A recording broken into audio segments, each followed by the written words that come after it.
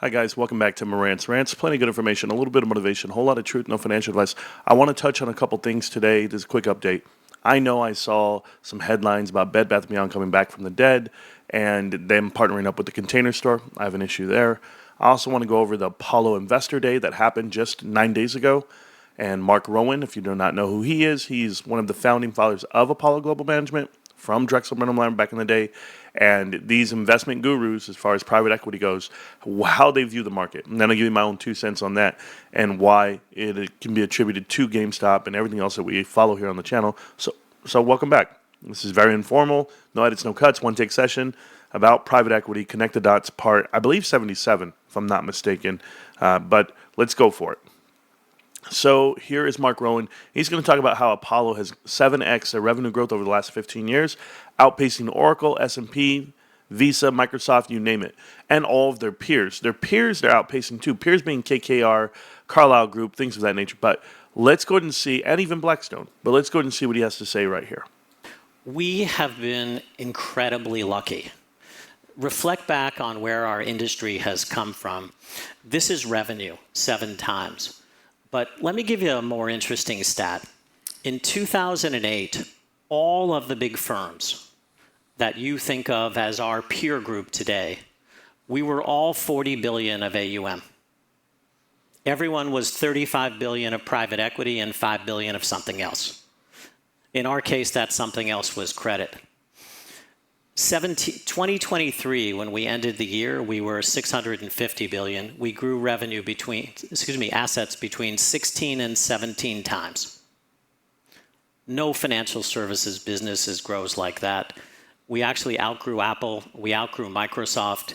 We outgrew almost every growth company you could think of. And I think it's important to ask the question publicly that we asked the team, were we lucky or smart? We were lucky. We were smart only in that we positioned the business in front of incredible tailwinds. And those tailwinds basically powered our business to 7 times revenue growth, and they powered our business to 16 to 17 times AUM growth. Those tailwinds, in 2008, every existing financial institution around the globe was playing defense. We were fortunate in that we started a new financial institution, Athene, in 2008, and we basically played offense for 15 years. The other thing that happened is as governments around the world pushed rates to 0, both after the financial crisis and again during COVID, everyone who had made commitments to policyholders, to retirees, to contractual counterparties, found themselves in search of yield. And they found us. Those 2 tailwinds didn't just power us, they powered our entire industry. But we also have to be clear that those tailwinds are now gone. This is another thing that we're really working on at Apollo. Our industry has been so successful. Our company has been so successful. How do we get the organization to play to win? And not just to play not to lose? Probably consumes most of our management time. We have woken the team up at 4:30 in the morning for meetings to prove to them that we need to do a wake-up call and something different. We've had outside speakers come in to scare the bejesus out of people. We've had cautionary tales. We're here to play to win. And the thing that I keep saying, change is coming. The tailwinds that got us here are not here anymore. They are going to be new. If we think we're going to succeed by doing more of the same, I think that's a fallacy, and we have to adapt and we have to change. And this is not true just for us. This is true for everyone in our industry. So we'll pause it right there. And you guys see the list of names here. He says play not to lose, and that's going to be Blockbuster and BlackBerry, Kodak, Netscape, Reebok, Motorola, Sears, Barnes & Noble, Toys R Us, Circuit City, and Radio Shack. We've pointed out so many companies here on this channel as far as how they're doing it. You know, they're actually planting people on board of directors, having those companies make poor decisions, and then they're making money off the backside. Taking funds from one private equity fund to the next, those LPs they invest their money. They don't care about the return per se, 5, 10 years. They're like, okay, I'll wait. So the general partners of both funds, whether I don't care if it's Apollo, KKR, Carlyle Group, you name it, they're just trading each other back and forth. And so they do these deals, right? And if you guys are not familiar with when I say these deals, pay attention to companies like Bed Bath & Beyond, companies like Pier 1 Imports, or in this case, I was talking last week about lumber liquidators going bankrupt just last month, and then this month you saw True Value go bankrupt as well. And I'm going to show you something like you guys should pay attention to, because of course we pay attention to multiple things here on this channel. I'm going to give you this little tidbit for you Bed Bath & Beyond folks who need to pay attention. This is going to be Lisa Killinger, and she is the chief administrator. Well, the truth is she's the chairman of the board for the Container Store. If you guys are familiar with the Container Store, they was just announced they're partnering up, and they're a publicly traded company, but they're partnering up with Beyond, which is Overstock.com, changed their name to Beyond. They're the ones who bought the image and likeliness and name of Bed Bath & Beyond. So they're coming back. And you say, okay, how are they coming back? Well, it's all private equity, and it's all in the dirt. It's all in the playground. Because Lisa here, where does she come from? Limited Brands, Michaels, which are all Apollo investments in companies. Additionally, she was at Fresh Market. Sue Gove used to be at Fresh Market as well. So she has a history of it. And when I go down the list, we went all the way down. I looked at everybody already, but somebody like Charles Tyson. Charles Tyson down here at the bottom, he is from LL Flooring. He's from Lumber Liquidators. He's also in leadership roles at Advanced Auto Parts and at Office Max and Office Depot. So we've talked about all these companies in the past and how they have individuals that they plant on the board of directors. And if you guys go ahead and look, let's just go ahead and look at I'll show you a chart.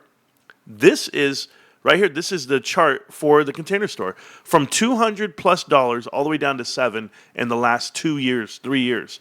That run was March of 2021 that you see here. This is March right here, 289.65, and came all the way down. You took every ounce of equity out of this stock. You took 95% out. So I ask you, Bed Bath & Beyond, I ask you, Overstock.com, I ask you, private equity, why would a company, and let's go look at the headline just one more time so you can see it. Here's the question. Why would a company invest $40 million in the Container Store when the market cap of the Container Store is $40 million? You're investing the whole market cap of the company just to go ahead and put your merchandise on the shelves? It looks like it's private equity just passing it around. But LPG, if you guys are not familiar, and we talked about them last week, that's Leonard Partners Green, whatever the hell their name is, the ones who own the company itself. Do I even have them up on the screen? Because, of course, I was looking up Lisa Killinger here. She's from Emerald Holdings. That's held. And you know what's even more crazy than that? Peloton's company, right? LVMH. We talked about them before, how they're all owned by L. Catterton, but that's going to be your luxury brands. But I'm going to show you something because no edits, no cuts. We'll go here and we'll go LPG private equity, right? I don't do this every day, guys. But right here, Leonard Green and Partners. Okay, that's who we're talking about. When you go to Leonard Green and Partners, and we talked about them in the past, yes, they've owned the Container Store, they own Petco. But when you see their investments, like what they've owned, it would be Rite Aid. It would be Kmart. It would be Whole Foods. It would be Joann stores. Companies that have already gone bankrupt, and you guys have seen it happen tenfold. So when I see that they have investments with, like I said, the LVMH, then that really explains to you, in addition to like what's happening with Sephora. And I say this to you guys because they own Sephora, right? LVMH. And the only reason why I'm talking about it this way is because when I look at these certain private equity firms, remember that Sephora's in Kohl's right now. Do you know where Sephora was in before Kohl's? JCPenney. They were at JCPenney. And we know the partnerships with JCPenney. And if you don't know, you should know. And Eddie Lampart, and who was there too? Sue Gove. But anywhere with the Eddie Lampart, right? Sears, JCPenney, all of it. All these private equity firms have been sharing the same companies. They've been doing it so long. And here's why I have a problem with this whole play on private equity and why you guys should be afraid of things like the announcement of the Container Store, or why you should know why Bed Bath & Beyond has gone this way over here, paying $40 million when the company's only worth $40 million. I mean, it's just grossly overbought. If you're listening to Mark Rowan there. He's telling you that the game's up, that they can no longer do business the way they've done it in the past. You see, I've seen numerous companies go bankrupt over the last 5 years. And we call it the retail apocalypse, and you list it all. But here's what I want to ask. I want to ask you a different question, America. How many companies have gone public versus bankrupt?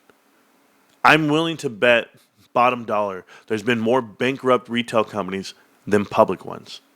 And I would say overall in general, there's been more companies go bankrupt than public. That's more concentration on assets, right? So if I'm in a retirement fund, if I'm private equity, I'm wanting to go public or private, it would not matter.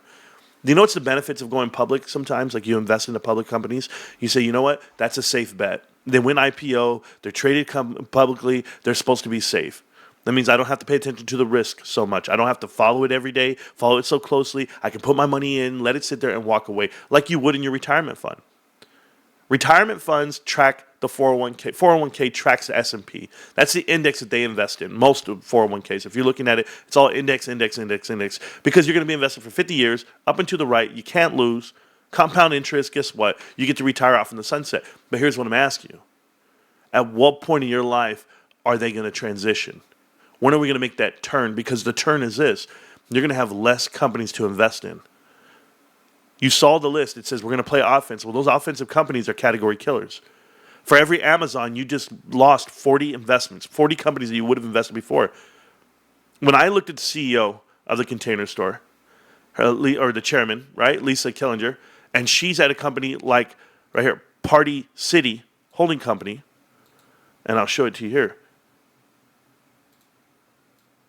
And let's see it right here. I want to show you this just so that you guys don't think I'm making stuff up. Right here. It says it right there, plain as day, that she's at Party City. Yeah, I have a problem with being at Party City up until they bankrupt from 2015 to 2021. You see, you were sent there on a mission. You're sent there to do these things to the company. And I'm not going to speak loosely on this. Like I'm not tiptoeing around it. I'm telling you, we've uncovered what has been happening, what's going to happen, so you can make the right investment for you. But if your 401k is stacked up into the S&P, I'm going to tell you guys something about the S&P 500. 10 companies make up 40% of the profits from the S&P 500, the actual value of the investment. You mean to tell me that you're invested into 10 companies, and those 10 companies basically are NVIDIA, Microsoft, you name it, Brickshare, the whole top 10, you know who they are. But at what point do you understand they're grossly overrated, grossly overbought? Like to the point where it's sickening, right? Because, hey, interest rates are coming down, we get to buy more. Hey, they printed out more money for COVID, we get to go buy more. No one ever took true accountability for what's happening in these markets because the baby boomers are cashing out. And when they do cash out, guys, and they expect to get their profits and they're selling back these assets that they were holding on to, there's less assets out there in the world to hold. You wait and see. All these companies are going bankrupt, and the scarcity of assets is going to be the issue here. You're not going to have enough to buy. So when you make your decision to buy certain companies, remember what you're buying. I'm going to tell you something. Remember this phrase, okay? Stay small enough, long enough, and you'll be ready to go big when it's time. That's GameStop right now. I know you guys don't see it. I know you guys don't want to hear it. Oh, incremental changes, little things. You wait. You wait because they're renegotiating at the worst time in the world to run a business, to buy things, to do things, and they're sitting on a stack full of cash for the right time. When interest rates are all the way down at the bottom, and when you borrow money at the very bottom, you don't have to pay it back out of your nest egg. You never get there. But this is what they're doing. They're going to stay small enough, long enough, and then they'll get big. Think about your own household, guys. How many times have you told yourself, all I got to do is grind out these next 6 months and I'm going to be able to sit on this fat stack of cash? And it might not be a lot to some other people, but for you, it's everything. I'm going to sit tight for the next 3 years. I'm going to go ahead and just put money away into GameStop, all I can. And then when it's time, we're ready to run. You're at the beginning of it all, guys. Enjoy it. Remember what private equity is doing. Do not be afraid. Do not be afraid, because while they're all playing defense right now, they're not playing offense. You can. That's all I'm saying. GameStop, can't stop, won't stop, GameStop. This company up here called GameStop, zero corporate debt. There are gatekeepers out there, guys. There are gatekeepers out there that are holding this whole market back. And it's the IG rating system, the investment grade rating system. Do you guys understand that whenever you say like IG, right? They go, oh, look at their rating, IG, and you'll be like, okay, what does that mean? That means how fast can these guys pay back their bonds? Like, what should they have? Should it be AAA? Should they be triple B? Like, what should they be? Well, how about a company that has $0 borrowed? They didn't borrow any money. They're sitting on their own cash. What is that worth? Why are the rating companies not giving it the proper rating? Because Wall Street is only going to be told what to do. They're not going to do it ahead of time. That's not the way hedge funds work. That's not the way investments work. But private, family funds, family offices, they might be a little bit smarter than that. You would hope. So somebody might be waking up tomorrow and say, you know what? There's this new way of running companies. It's a hybrid way of thinking. It's working management. And not just the management that invests money and sits back and says, make the right decisions. No. That activist manager, the active management of your fund itself, i.e. Ryan Cohen. Ryan Cohen's running this business, making decisions, and it might not just be all his own decision, but he's surrounded himself with some really great people. That's GameStop, guys. Pay attention.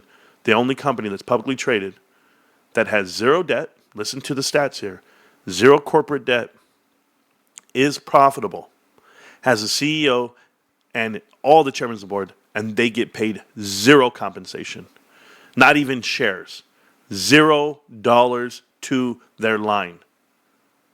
That's the difference with this company. Look it up. Alan Adel. Michael Day's not there, but Alan Adel, Larry Chang, Ryan Cohen, Jim Gruby. You tell me how much they make, but I'll also tell you how much they invest into this company. Time, energy, and hey, I support it. Why don't you? GameStop. Can't stop, won't stop GameStop. This is the truth about what's happening in America, guys. Private equity, they're half-stepping. Pay attention. They grew so big, so fast, and they need new instruments because the old ones are not going to work. Peace, millionaires. Enjoy. Peace.